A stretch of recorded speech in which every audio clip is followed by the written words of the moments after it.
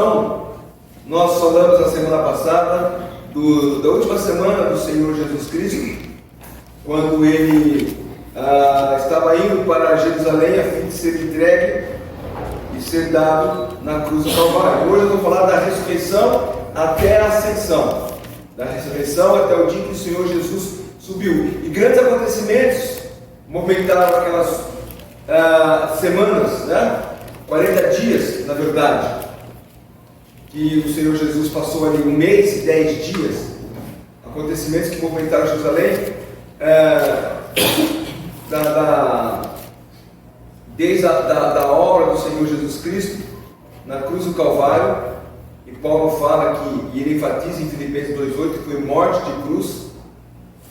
Após aquele, como vimos de manhã, aquele momento em que os discípulos caíram em si e viram que o Senhor Jesus Cristo havia realmente ressuscitado, e convenceram de que Jesus não estava morto. O apóstolo Paulo fala em 1 Coríntios 15:6 que ele foi visto, ele apareceu às mulheres, aos apóstolos e por mais 500 pessoas. E até aí Paulo se coloca ali, né?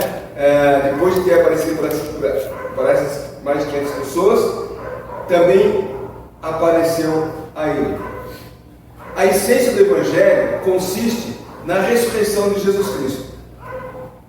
Nesse mesmo capítulo 15 de 1 Coríntios, Paulo declara que o Evangelho que ele prega é o mesmo Evangelho dos apóstolos. Vamos ver lá 1 Coríntios capítulo 15, versículo 3 e 4. 1 Coríntios 15, 3 e 4.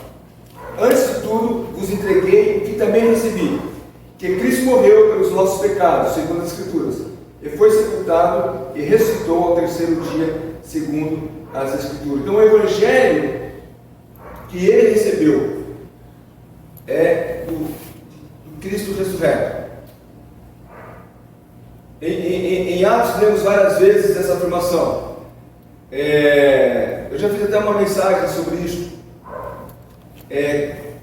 Mas essa expressão, essa frase, Cristo foi morto, sepultado e ressuscitou, aparece pelo menos 5 vezes. Atos 2:23, Atos 3:15, Atos 5:30, Atos 10:39 e 40 e Atos 13:27 a 32. Onde Jesus Cristo ele é apresentado como aquele que morreu e ressuscitou. Atos, por exemplo,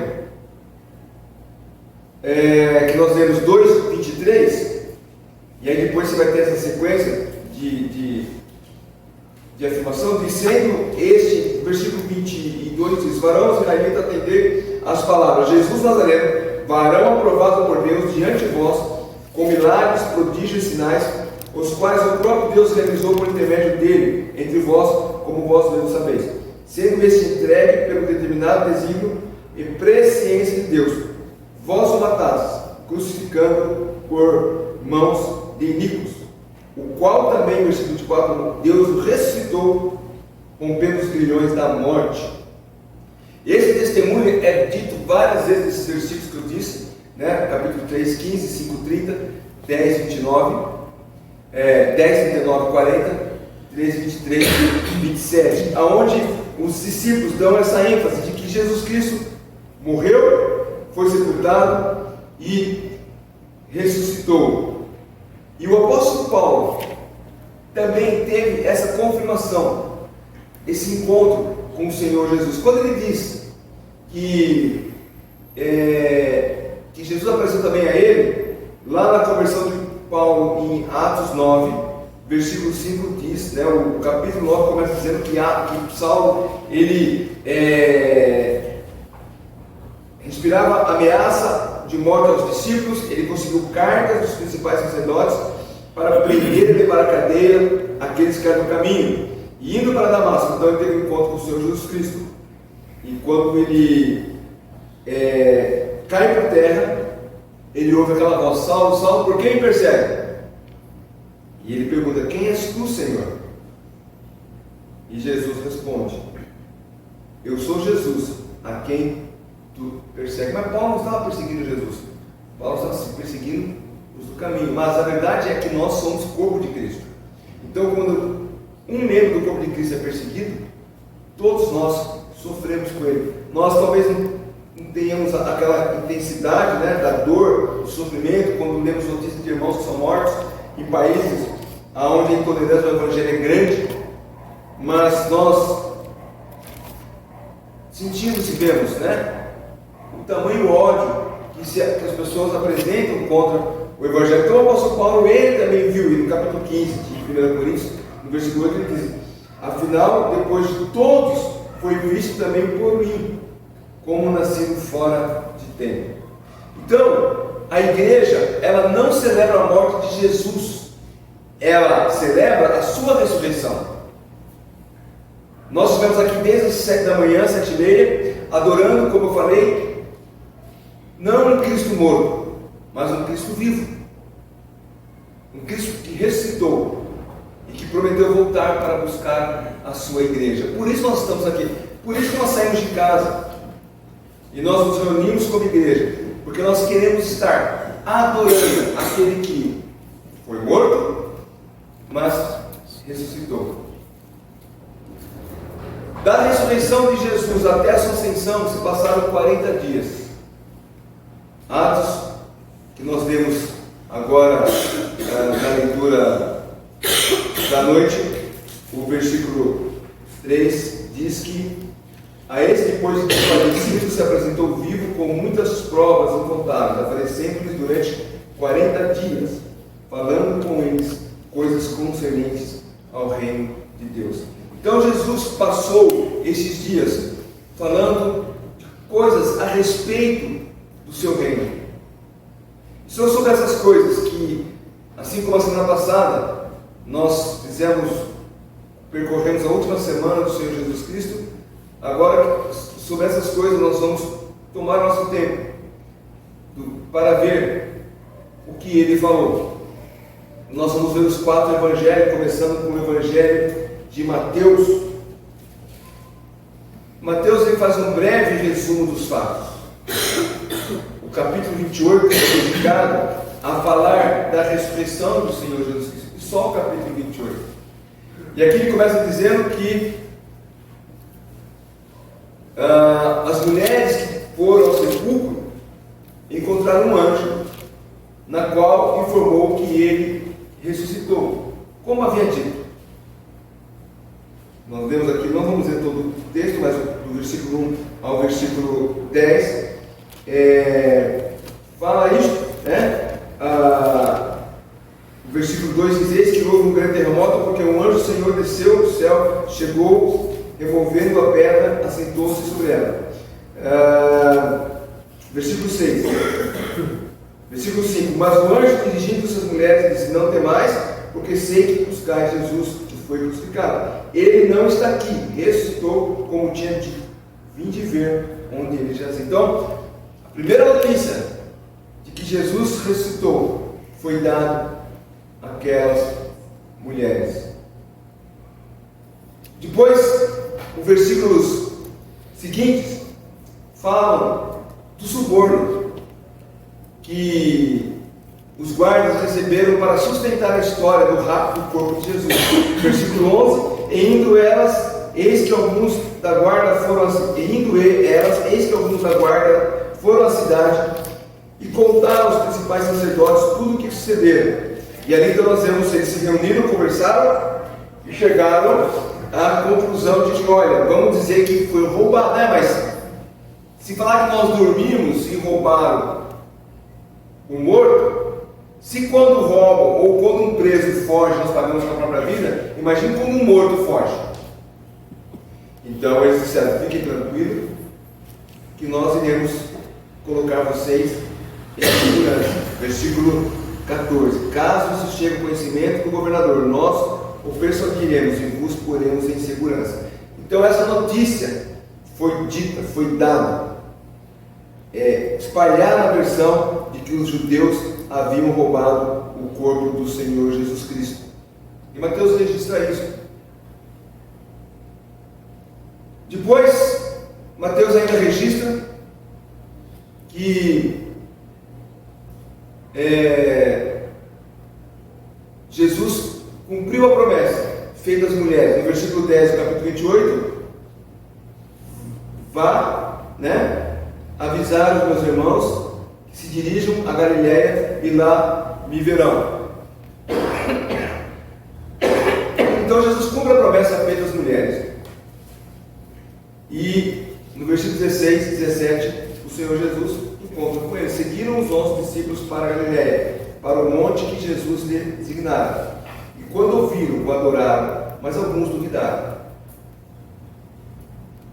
Ele apareceu aos discípulos, e aqui é somente o que Mateus registra. O último registro de Mateus já é da grande comissão que nós conhecemos também.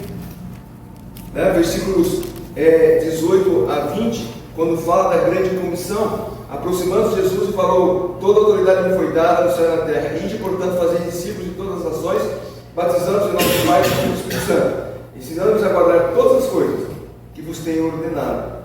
E eis que estou convosco todos os dias até a consumação do século. Essa é a grande comissão. E a pergunta que eu faço é: estamos nós obedecendo essa ordem? Estamos nós fazendo discípulos? Estamos nós pregando o Evangelho? Ou deixamos isso para os missionários? Afinal de contas, esse é um dos textos muito utilizados nas conferências missionárias. Toda conferência missionária, alguém vai ler esse texto. Mas esse texto não foi dado para os missionários, foi dado para os discípulos de Jesus Cristo. E se você é crente no Senhor Jesus Cristo, você é discípulo dele. E como é que você se comporta como discípulo? Você se comporta como discípulo testemunhando a respeito dele? Ou você fica em silêncio? Interessante que Mateus, como eu disse, ele registra apenas esses poucos acontecimentos. Ele não nos dá muitos detalhes a respeito. E Marcos também, ele é sucinto em seu evangelho. Só que ele acrescenta algumas informações. Como, por exemplo, que ele apareceu para Maria Madalena, capítulo 16. Começa falando da ressurreição do Senhor Jesus Cristo. E versículo 9: havendo ressuscitado, de manhã, cedo, no primeiro dia da semana, apareceu primeiro a Maria Madalena. Então, a primeira parte do capítulo de Marcos 16, ele registra os mesmos acontecimentos que Mateus registrou, que as mulheres foram até o sepulcro e encontraram o sepulcro vazio. E no versículo 7, novamente, o Senhor Jesus dando a ordem para que elas vão, diz os discípulos, para que eles vão até a Galiléia. Só que aqui Marcos, então, ele registra o fato de que Maria Madalena, ela provavelmente estava com as outras mulheres. O versículo 1 diz que, passando o sábado, Maria Madalena, Maria mãe de Tiago e Salomé compraram aromas para ir ao sepulcro. Mas Maria Madalena ficou para trás. E foi nesse momento que o Senhor falou com ela. Agora, o que o Marcos não registra aqui é o que João vai registrar. Vamos adiantar até João capítulo 20, versículo 11 a versículo 18. São as mesmas palavras, ou o mesmo relato, do capítulo 20, versículo 11 até o 18. Ela está relatando o encontro dela com o Senhor Jesus Cristo. E aqui João traz mais clareza. No versículo 13, ele pergunta: mulher, por que chora? Ela respondeu: levaram o meu Senhor e não sei onde colocaram. E o Senhor Jesus vai conversando com ela. E versículo 16, João destaca que Jesus disse: Maria. Ela voltou-se para ele e disse em hebraico: Rabone, que quer dizer mestre. Ela reconheceu o Senhor Jesus Cristo naquele momento. Quando Jesus a chama pelo nome, Maria reconhece o seu mestre. Maria reconhece que era Jesus quem falava com ela. Isso nos faz lembrar João 10, versículo 3. Capítulo 10 de João, ele é conhecido como o capítulo do bom pastor, e o versículo 3 diz: Para este o porteiro abre, as ovelhas ouvem a sua voz, ele chama pelo nome delas, ele as chama suas próprias ovelhas e as conduz para fora. As ovelhas ouvem a voz do seu pastor. Você tem ouvido a voz do seu pastor? Não eu, mas o Supremo Pastor. Nós temos dado ouvido à voz de Cristo. Aqui diz que quem é de Cristo, as ovelhas de Cristo, ouvem e seguem a sua voz. Por quê? Porque essas ovelhas conhecem a voz do seu pastor. Mas qual voz nós estamos dando ouvido? A voz do próprio coração? Onde a Bíblia diz que o enganoso é o coração? A voz da carne? A voz de Satanás? A voz do mundo? Quantas vozes estão por aí falando? Mas as ovelhas do Senhor Jesus Cristo conhecem a voz do seu pastor. O mesmo João capítulo 10, versículo 27, nós lemos: As minhas ovelhas ouvem a minha voz, eu as conheço e elas me seguem. Então, quando você ouve a voz do Supremo Pastor, você dá ouvido a ela. Infelizmente, muitos têm dado ouvido às coisas desse mundo, aos amigos, aquelas pessoas que querem tirar do caminho.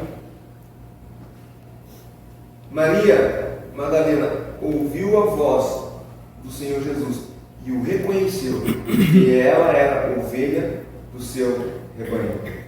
Ainda nós temos o relato de Marcos, capítulo 16, e ele nos informa que Jesus apareceu a 2 discípulos, versículo 12 e 13, que é a mesma passagem de Lucas 24, só que Lucas expande, né? Aqui apenas diz que ele se manifestou a 2 discípulos que estavam a caminho para o campo, e Lucas nos relata, coloca uma lente de aumento e nos informa que eram aqueles mesmos 2 que estavam a caminho de Emaús. Já já nós falaremos dele ali no Evangelho de Lucas. Mas o verso 14 a 18, Marcos também destaca a ordem de evangelização. Quando o Senhor Jesus Cristo apareceu aos 11, quando estavam à mesa, e censurando-lhes a incredulidade e dureza do coração, porque não deram crédito ao que tinham visto, disse: Ide por todo mundo, pregar o Evangelho. Novamente, um versículo usado muito em conferência missionária. A Missão Novas Tribos usa esse versículo como um slogan do ministério. Mas, como eu disse, mais do que um apelo missionário, é uma ordem dada para todos os crentes. E Marcos destaca isso. Só que Marcos ele coloca, nos chama atenção, né, ou nos faz abrir os olhos para os versículos 17 e 18. Esses sinais hão de acompanhar aqueles que creem. Em meu nome expelirão demônios, falarão novas línguas, pegarão as serpentes, e se alguma coisa mortífera beberem, não lhes fará mal. Se impuserem as mãos sobre enfermos, eles ficarão curados. Muitos hoje tentam replicar esses eventos para provar o poder de Deus.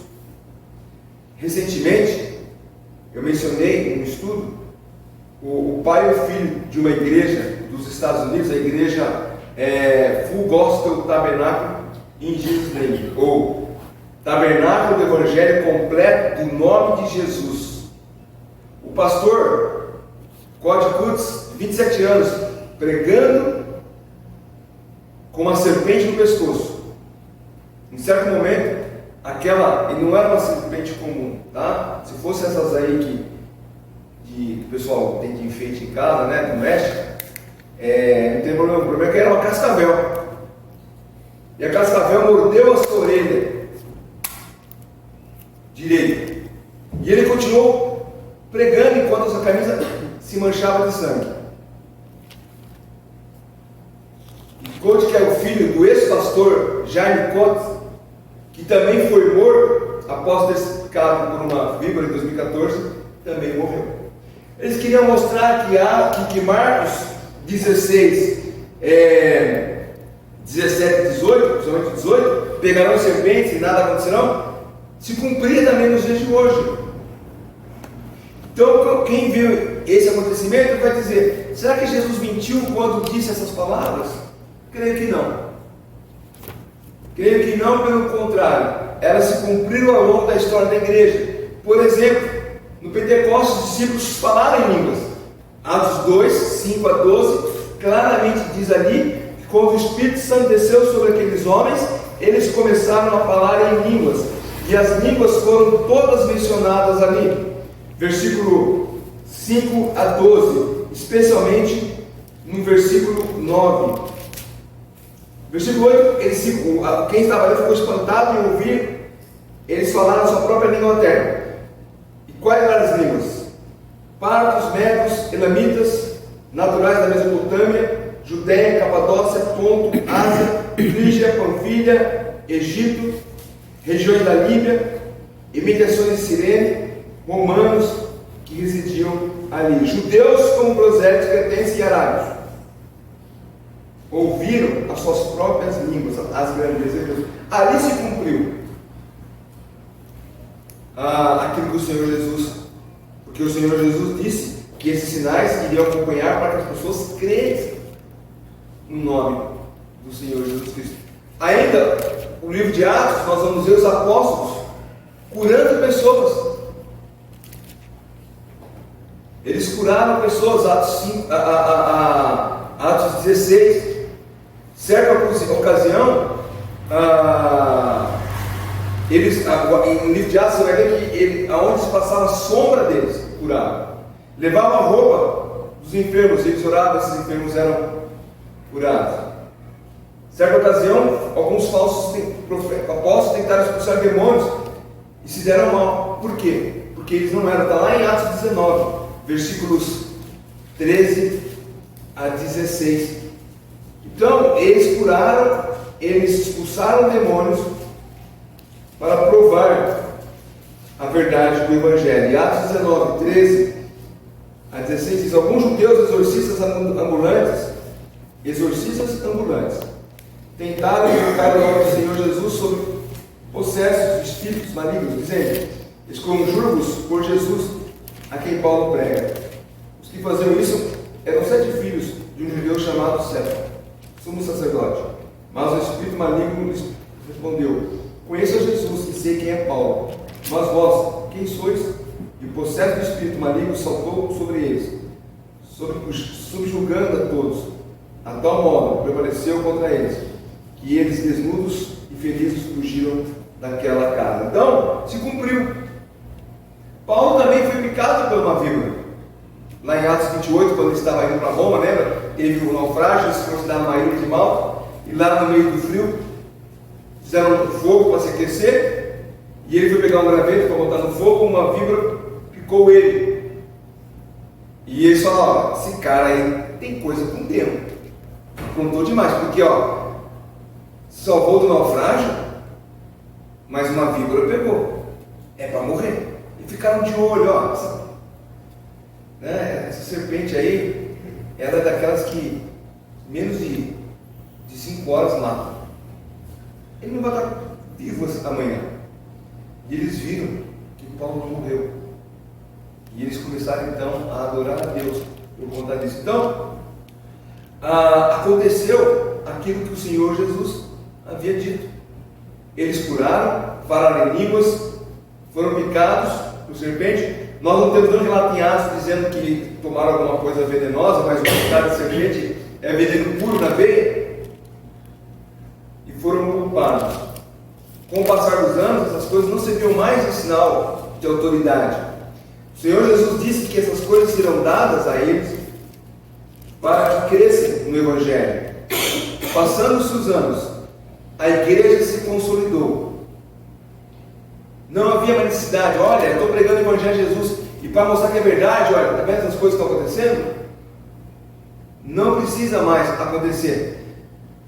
De tempo em tempos, nós temos visto testemunho de pessoas que receberam a graça de serem poupadas em suas vidas, de terem sido picados por cobra e não morrerem, por terem tomado veneno e não morreram. Eu até contei um tempo atrás, eu até procurei esse testemunho, eu acabei não encontrando, mas era de um irmão na Bolívia.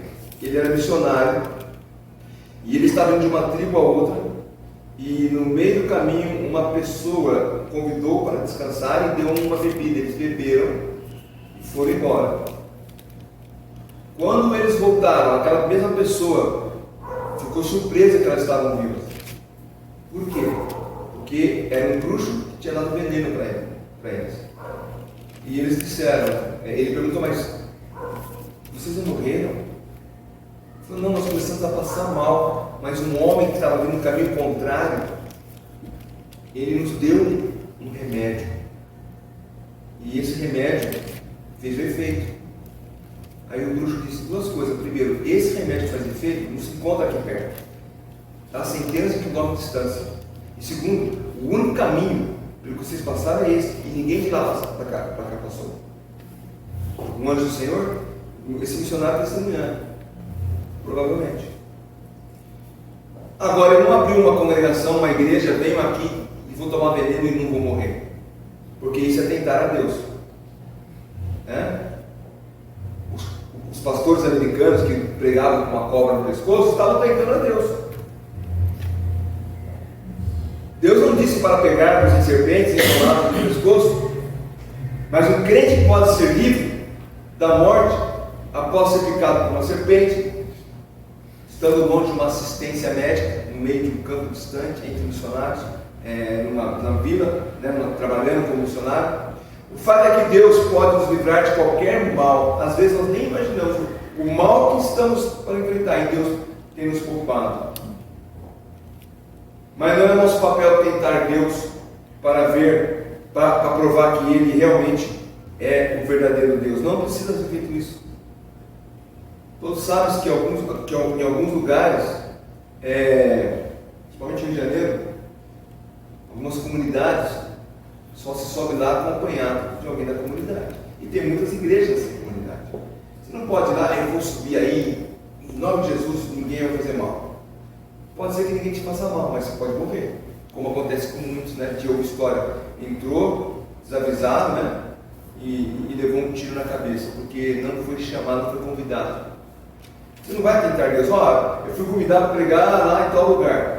Mas o irmão João vai estar lá na porta do morro, no pé do morro, te esperando para subir com você, porque o irmão João, ele sobe, ele tem autoridade para levar as pessoas. Aí você vai, não, pode deixar, irmão João, eu vou chegar lá. Isso é tentar a Deus. E nós não somos chamados a fazer isso. Nós somos chamados a pregar o Evangelho. Marcos termina falando sobre a ascensão de Jesus, que depois Lucas vai falar também em Atos, ele diz no versículo 19: de fato o Senhor Jesus, depois de lhes falar, foi recebido no céu, assentou-se à destra de Deus.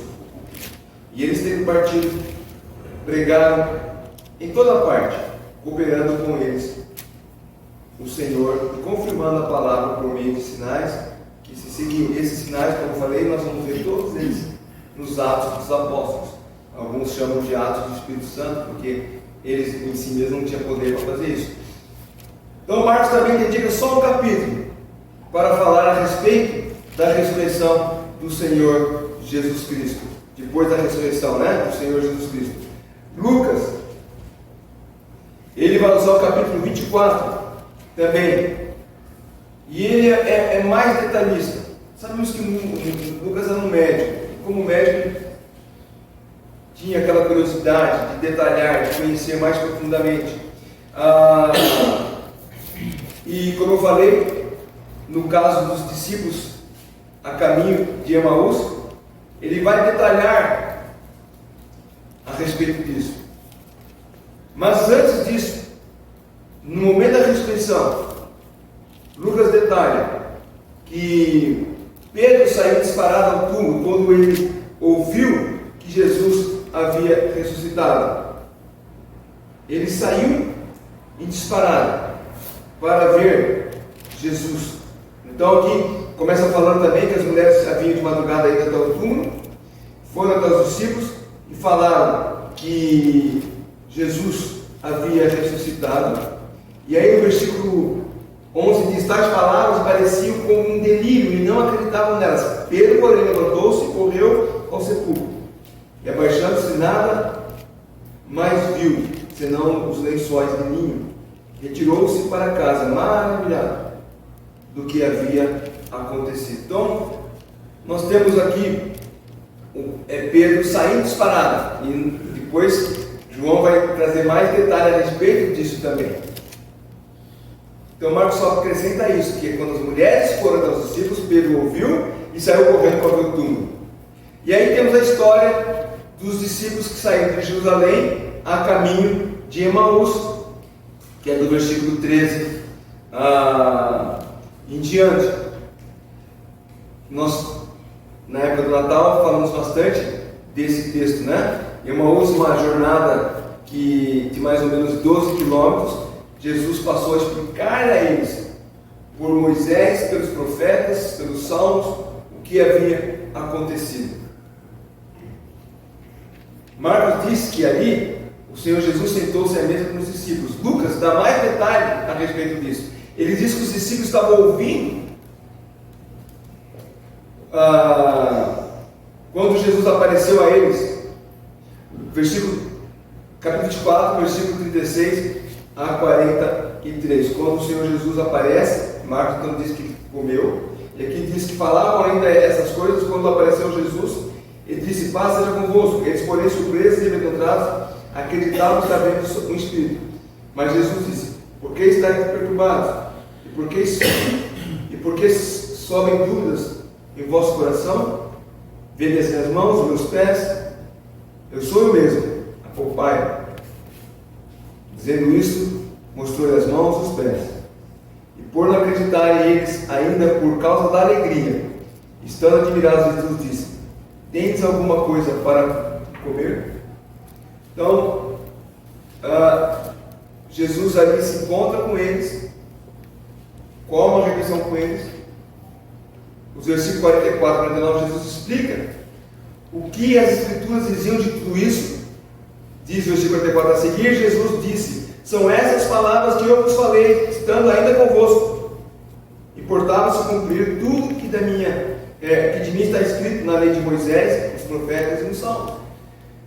Então Lucas traz esse detalhe que Marcos e Mateus não haviam dito ainda. E aqui então é dada a promessa do Espírito Santo, versículo 49. Eis que envio sobre vós a promessa do meu Pai. Permanecei, pois, na cidade, até que do alto sejais revestidos pelo poder. E aí também ele vai falar da ascensão do Senhor Jesus Cristo. Ele informa que Jesus nos levou até a cidade de Betânia, versículo 50, e ali Jesus é levado ao céu. Marcos diz que eles saíram dali pregando o Evangelho. Lucas também informa que eles adoraram e foram a Jerusalém e estavam sempre no templo louvando ao Senhor. Então, a adoração e a pregação são dois serviços que devem fazer parte da vida do crente. Nós devemos adorar e devemos pregar. Quando é que nós adoramos? Quando estamos reunidos como igreja, quando estamos em casa, nossos devocionais. E quando pregamos? Quando saímos por aí, trabalho, para a escola, para a faculdade, para a vizinhança. Então, dois trabalhos, dois serviços. E Lucas deixa bem claro aqui que eles saíram para adorar o Senhor Jesus, foram ao templo adorar. Então, adoração e pregação são duas coisas que fazem parte na vida do crente. A gente não pode ser aquele apenas que eu fui salvo pelo Senhor Jesus e isso para mim basta, não preciso fazer mais nada, eu estou tranquilo, eu só vou esperar de camarote quando Cristo voltar para buscar a sua igreja. ou quando eu ficar velhinho e morrer. Mas nós somos chamados a pregar o Evangelho, somos chamados a adorar o nosso Salvador. Não podemos ficar de braços cruzados. Como diz o hino, há trabalho crente para ti cristão, há trabalho pronto para ti cristão. Todos nós temos um trabalho para fazer ao nosso Deus. Qual é o seu trabalho? Talvez você não foi chamado a pregar, mas Deus tem um trabalho para você. Se você não sabe, olha a Deus, peça que Ele te mostre: Senhor, o que eu posso fazer para adorar a Ti por meio do meu trabalho na igreja? O que eu posso fazer para mostrar para as pessoas que eu sou teu filho, que eu sou teu servo? Então, guardem isso: adoração e pregação são dois serviços que devem fazer parte da vida de Deus. Finalmente, João, ele escreve sua carta, seu evangelho. E parece que João, ele une as pontas de cada relato dado pelos demais. Aquilo que um disse, o outro não disse; aquilo que o outro disse, o outro disse. Acredita-se que João foi o último evangelho a ser escrito. Lucas o primeiro, Marcos o segundo. Mas somente Mateus e João andaram com Jesus. E parece que João, ele preenche as lacunas deixadas pelos demais, fazendo então a conexão de todos os acontecimentos. Eu não sei se João esperou e ouviu de cada um e falou: agora eu vou botar em ordem tudo que foi dito.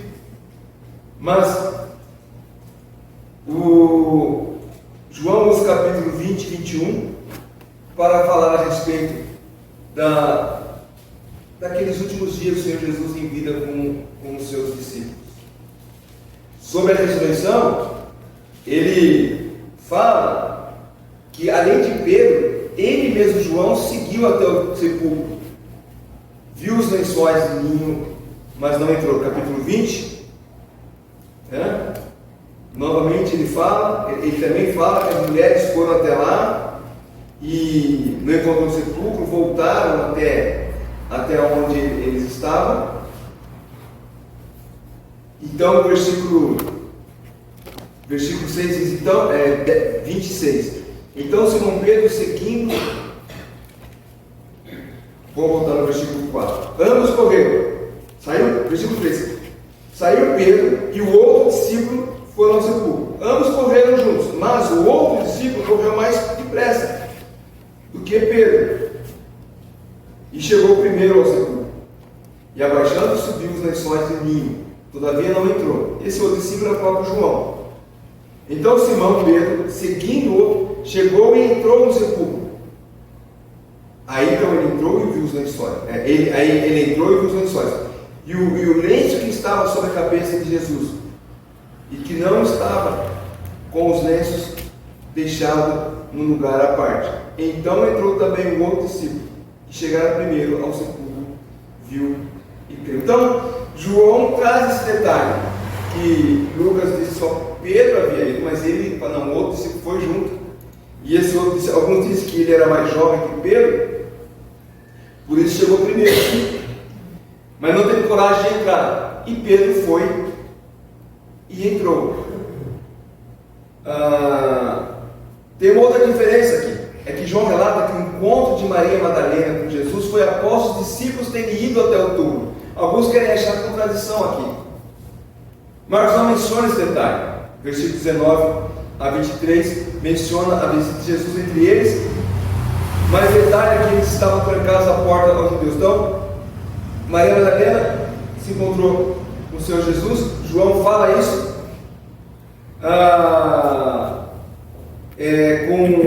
após os discípulos terem ido até o túmulo. E aí então no versículo 19 e 3, João menciona a visita de Jesus entre eles, mas não detalha que eles estavam trancados com medo dos judeus. Detalhe que eles estavam trancados com medo dos judeus, versículo 19 a 23. João menciona a visita de Jesus entre eles e diz que um dos discípulos não estava lá, que era Tomé. Ele havia saído e, ao ouvir o que tinha acontecido, duvidou deles. Versículo 26 e 29, então, Jesus aparece uma segunda vez, e agora Tomé crê. E essa declaração do versículo 26. Passaram 8 dias, estavam outra vez ali reunidos. Então o Senhor Jesus, depois de ter vindo a primeira vez, os discípulos falaram para Tomé: Tomé, você estava aqui, mas Jesus apareceu. E Tomé disse: não acredito. Se eu não colocar o meu dedo, versículo 25, né? Se eu não colocar o meu dedo nas suas mãos, o sinal dos cravos, e ali não puser o dedo, e não puser a mão ao seu lado, não vou acreditar de maneira alguma. Aí Jesus aparece 8 dias depois. Tomé estava presente. E Jesus aparece e diz: Tomé, põe aqui as suas mãos, põe aqui o seu dedo nas minhas mãos feridas. Chega aqui, Tomé, ponha do lado. Não seja incrédulo, mas crente. E Tomé responde: Senhor meu e Deus meu. A declaração de Tomé, Senhor meu e Deus meu, demonstra, né, a convicção que agora está tendo de que Cristo está ressuscitado. Como eu falei de manhã, quando o Senhor Jesus Cristo diz: bem-aventurados que não viram e creram, está falando de nós, porque nós somos essa bem-aventurada pessoa, porque nós não vimos, mas cremos. Se você de fato crê nessas verdades, ou você só acredita naquilo que os seus olhos enxergam? Cuidado, às vezes os nossos olhos enxergam demais e depois aquilo não existe, né? Somos iludidos aí com uma visão que não existe. Mas, como eu falei de manhã, nós vemos nas Escrituras o Senhor Jesus ressuscitado. João, ele faz uma parêntese e diz que ele escreveu algumas poucas coisas para que creiamos naquilo, versículo 30 do capítulo 20, né? Na verdade, Jesus fez diante dos discípulos muitos outros sinais que não estão escritos aqui. Eu escrevi esses para que esses, porém, foram registrados para que creiais que Jesus é o Cristo, o Filho de Deus, e para que crendo tenhais vida em seu nome. Então, João faz esses parênteses aqui, né? Que ele apenas escreveu poucas coisas que Jesus havia feito para que pudéssemos crer que Ele é o Cristo. E essas poucas coisas que foram escritas nos é suficiente para crer no Cristo ressurreto. Ele vai repetir isto, ele vai dizer essas mesmas palavras no capítulo seguinte, versículos capítulo 21, versículo 25. Há, porém, muitas outras coisas que Jesus fez. Se todas essas fossem escritas, uma por uma, creio eu que nem o mundo inteiro caberiam os livros que seriam escritos. Na verdade, aqui eles estão usando de uma hipérbole, né? Uma figura de linguagem muito comum, que é para dar uma ideia de intensidade por meio de expressões exageradas. Eu hoje almocei, comi como um elefante. Não comi como um elefante, né? Porque, aliás, dizem que elefante come pouco, para quem come muito é passarinho, né? Não, mas o que João quis dizer é apenas que o que Cristo fez são tantas coisas que ele se deteve apenas em alguns detalhes para que nós pudéssemos crer na obra do Senhor Jesus Cristo. E um relato que só João revela é a aparição de Jesus na praia, capítulo 21, versículo 1 a 14, quando Jesus aparece aos discípulos. Nesse dia eles passaram a madrugada toda pescando, né? E o versículo diz que eles estavam ali pescando e não pegaram nada. O curioso é ver que Jesus já havia feito algo assim. Quando nós falamos da pesca maravilhosa, logo no início do seu ministério, essa mesma coisa se repete na despedida de Cristo. Então, uma das primeiras vezes que o Senhor Jesus se apresenta aos seus discípulos, ele realiza a pesca maravilhosa. E a última coisa que o Senhor Jesus faz para os seus discípulos também é uma pesca maravilhosa. O texto aqui diz que, talvez por causa da pouca claridade, eles estavam no mar, né, distante da praia. Os discípulos não reconheceram quem era Jesus. Quando Jesus fala com eles: pegaram alguma coisa aí? Né? Eles responderam: não pegamos nada, está fraco, não tem nada para comer. E o Senhor Jesus então disse: lançai a rede, versículo 6, à direita do barco, e achareis. E ali então eles puxaram as redes. João, naquele momento, deve ter se lembrado, e Pedro também, e os outros que estavam com ele, lembrou do ocorrido de cerca de 3 anos atrás. Talvez ele pensou: só um que pode fazer isso, só um que poderia dizer aonde tem peixe para pescar. Nós passamos a noite inteira pescando, não achamos nada. E ele manda lançar a rede à direita e pescamos. E aí então João disse a Pedro: é o Senhor, só pode ser Ele. E esse texto é curioso, que diz que os discípulos começaram a remar em direção à praia, mas Pedro, não aguentando esperar, ele se lança ao mar e vai a nado, né? Pulou lá para encontrar com o Senhor Jesus Cristo.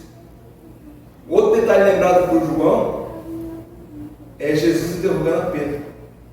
As 3 vezes que Jesus pergunta para Pedro, no capítulo 21 aqui, versículo 15 em diante: Pedro, tu me amas? Pedro, tu me amas? Pedro, tu me amas? Muitos acreditam que Jesus fez isso para compensar as 3 vezes que Pedro negou a Cristo. Para cada vez que Jesus perguntou: Pedro, tu me amas? E Pedro respondendo sim, ele estava rompendo aquilo que carregava Pedro sobre seus ombros, né? O remorso de ter negado o Senhor Jesus Cristo. Agora, livre de culpa, o Senhor Jesus desafia Pedro a cuidar do rebanho de Deus. Cuide do meu rebanho. Pedro, você vai ser responsável. Agora, aquele que é renegado de Cristo agora vai ser o responsável de conduzir o rebanho. E Jesus lança a profecia para Pedro, né?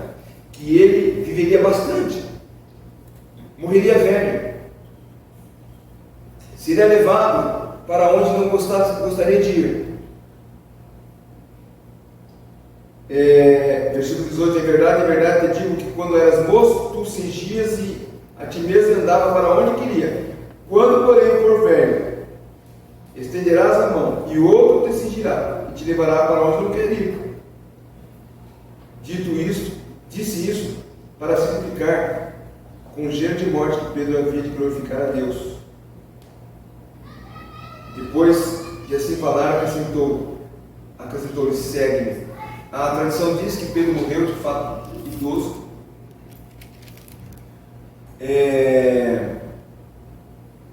Mas alguns dizem que foi com 67 anos, naquela época não era, né?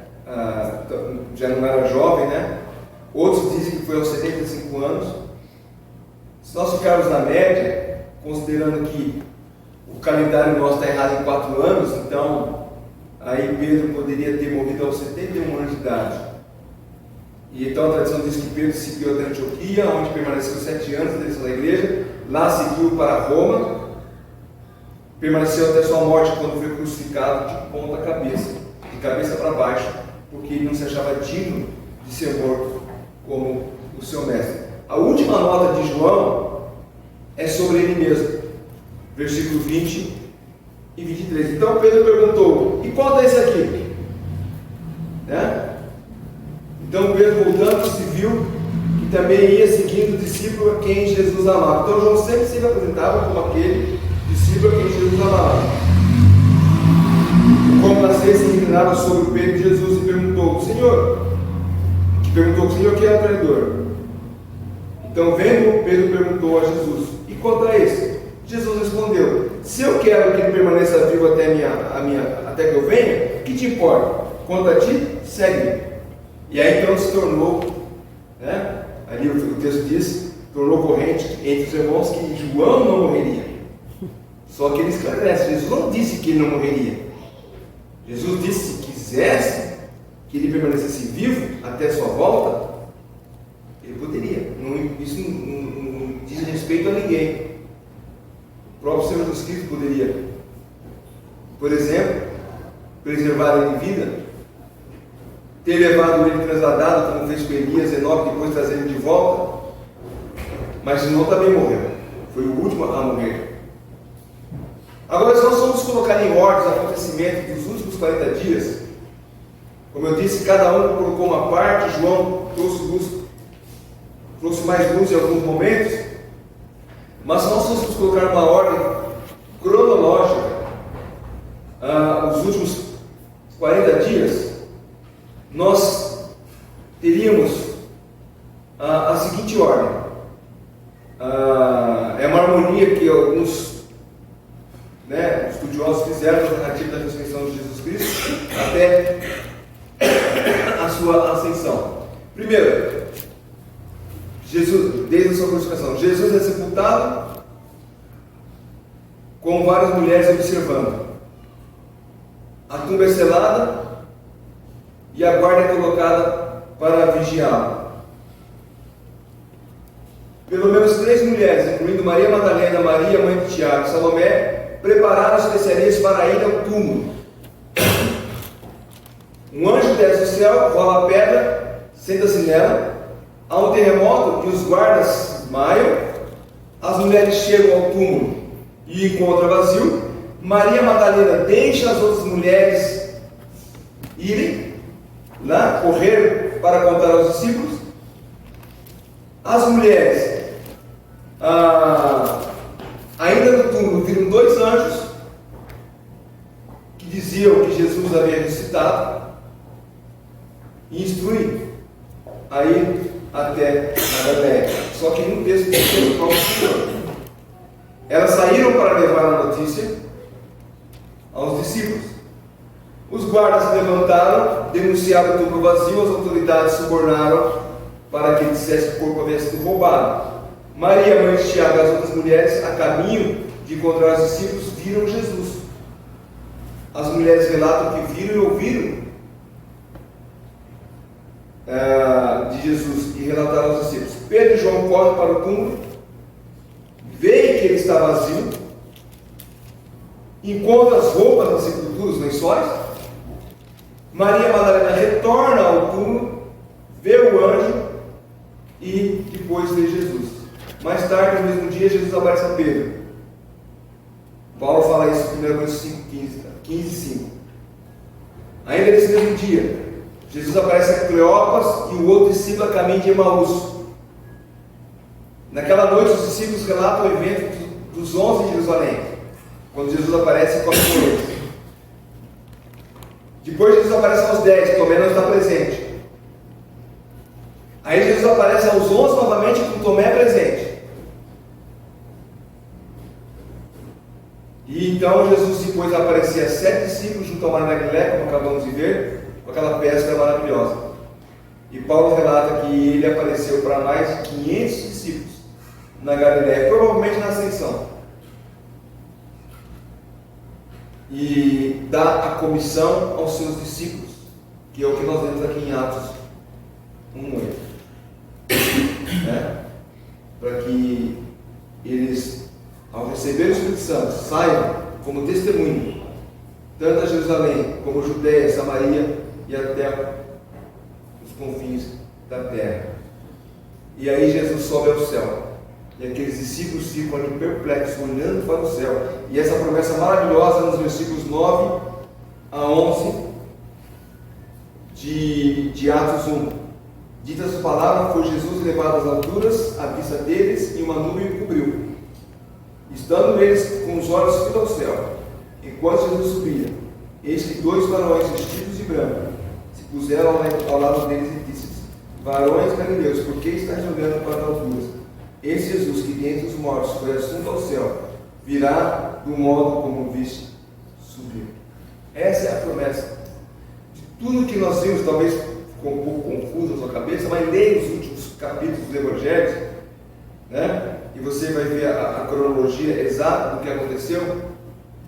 O último evento do Senhor Jesus foi a ordem para que saíssemos para pregar o Evangelho em todos os lugares, com o poder do Espírito Santo que os discípulos receberam já no Pentecostes, logo no capítulo seguinte de Atos, capítulo 2.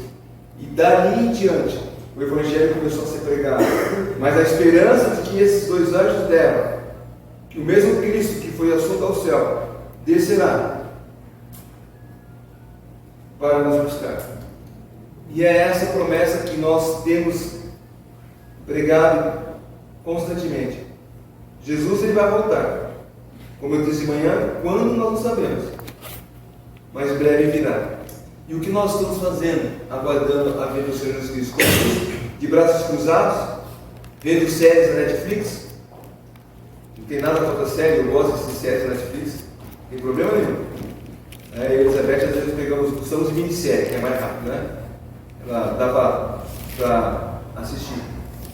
Mas o que você tem feito para mostrar o seu amor pelo seu Salvador Jesus Cristo?